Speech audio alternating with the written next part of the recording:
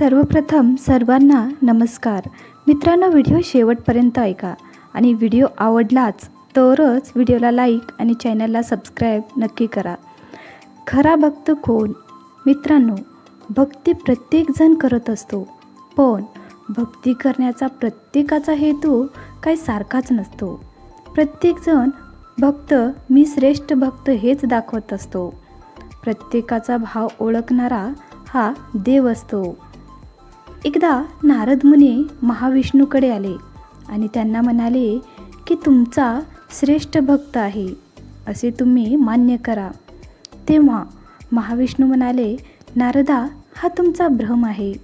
माझा श्रेष्ठ भक्त तर पृथ्वीवर आहे. तेव्हा नारद मुनींनी आश्चर्य वाटलं की मी सारखा नाम जपत असतो, तरीही महाविष्णू असे का म्हणाले. महाविष्णूंना म्हणाले की असं नाही होऊ शकत. माझ्यापेक्षा श्रेष्ठ भक्ती या विश्वात कोणीही करू शकत नाही. तेव्हा महाविष्णू म्हणाले, नारदा, तुम्ही एक दिवस पृथ्वीवर जाऊन या. तुम्हाला माझा श्रेष्ठ भक्त दिसेल. तो एक शेतकरी आहे. तेव्हा नारद मुनी हे पृथ्वीवर आले आणि त्या शेतकऱ्यांचे निरीक्षण करू लागले. तो शेतकरी घरून शेतावर येताना देवाला नमस्कार करायचा, जेवताना देवाला नमस्कार करायचा, झोपताना आणि उठतानाही देवाचे स्मरण करायचा आणि आपल्या कामावर प्रामाणिक असायचा. देवाजवळ काहीच मागायचा नाही, कायम देवाचा ऋणी असायचा.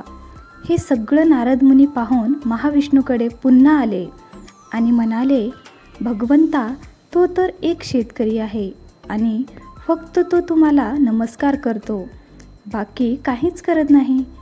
मी तर तुमचं प्रत्येक क्षणाला नाम घेतो, तरी तोच का श्रेष्ठ भक्त तुम्हाला वाटतो. त्यावर विष्णू म्हणाले, नारदा, मी तुम्हाला एक काम सांगतो. ते जर तुम्ही केलात तर तुम्ही माझे भक्त. नारद मुनी तयार झाले. विष्णूंनी नारद मुनीच्या हातात एक पाण्याने भरलेला तांब्या दिला आणि म्हणाले, आता तुम्ही हा तांब्या घेऊन पृथ्वीची एक प्रदक्षिणा घालायची, पण अट आहे की तांब्यातून एकही थेंब पाणी खाली पडायचे नाही. नारद मुनी तयार झाले आणि प्रदक्षिणा घालूनही आले आणि तेही एकही थेंब पाणी खाली न सांडवता. नारद म्हणाले, आता तरी म्हणा की मी तुमचा श्रेष्ठ भक्त आहे. तेव्हा विष्णू हसत म्हणाले, नारदा, तुम्ही पाणी नाही सांडवलात, पण ते पाणी घेऊन प्रदक्षिणा घालताना माझं स्मरण किती केलात. तेव्हा नारद म्हणाले, भगवंता, पाण्याकडे लक्ष असल्यामुळे मला तुमचं स्मरण करता नाही आलं. आणि नारद मुनी खाली मान घालून उभे होते. महाविष्णू म्हणाले, आता मला तुम्हीच सांगा, माझा खरा भक्त कोण, तुम्ही की तो साधा सामान्य शेतकरी. तर मित्रांनो, या कथेचा बोध असा आहे की भक्तीचा दिखावा करण्यापेक्षा देवाजवळ प्रामाणिक असतो तोच खरा भक्त असतो.